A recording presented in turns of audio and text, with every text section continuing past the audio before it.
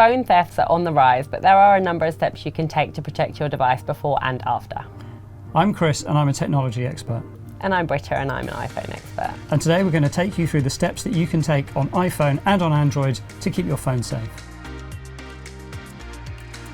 The first thing that you should ensure is that you have a strong passcode. It's recommended that you go for 6 digits or more. That will make it less likely that someone can guess the passcode and tap it into your phone. It's really important to have a strong passcode because if a person cannot use a fingerprint, it would default back to the PIN code that you already have in place. Biometrics includes fingerprints or Face ID on the iPhone, which is an additional measure to make accessing your phone simpler for you, but isn't necessarily more secure.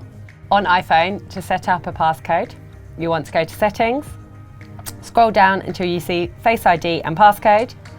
You can then set up Face ID and you can select Turn Passcode off, which you don't want to do, or Change Passcode. The thing to note about Android phones is that some of these protections may be in different places depending on what brand it is. This is a Samsung phone, but on all devices you'll just be able to search for screen protection or biometrics and you'll be able to find what you're looking for.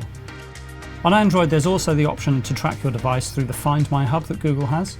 If you're using a phone like a Samsung phone, there'll also be the option to track your device through Samsung's own account. You can find the settings by searching for Find in the settings.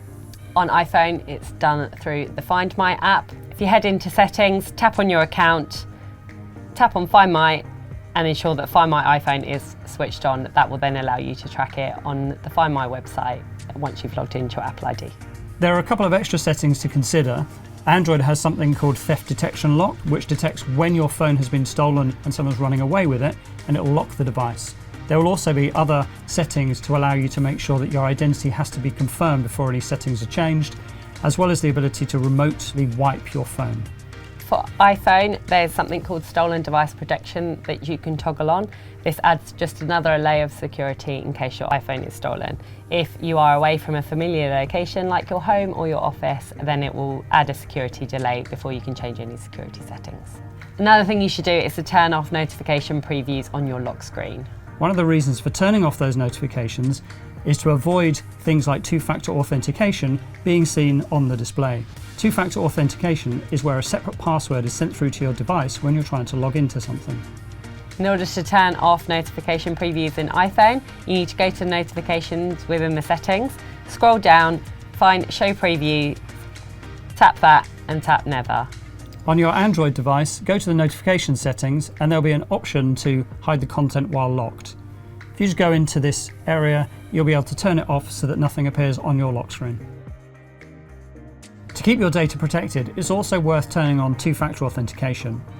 This will vary between the different services and apps that you have. You can use special authenticator apps or you use the device and service itself. Just make sure it's turned on for any specific apps like banking, email, or any critical apps that might store your data. The next thing to do is to make sure that your phone is backed up regularly. This means that if you lose your device or if it's stolen, you'll have a complete record of everything on your phone so you can then restore it to a new one. It will vary depending on what phone you're using as to where you'll find these settings. In iPhone, you'll need to go to your account on Settings, then iCloud, and then iCloud Backup. This will allow you to back this phone up straight away, or you can do it so it backs up every time that you plug it in. On an Android phone, just search for backup in the settings and you'll find the options. Remember that some apps aren't included in this, especially WhatsApp.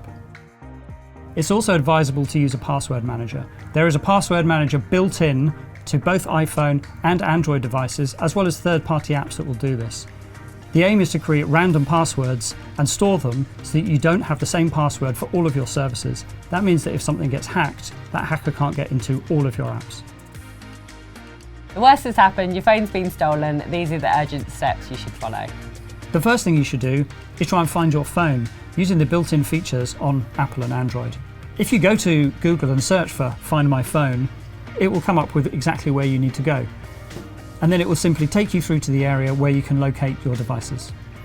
You'll also have the option to remotely lock, as well as the other options shown at the bottom of the screen, including the option to completely wipe your phone. But remember, this is the last resort.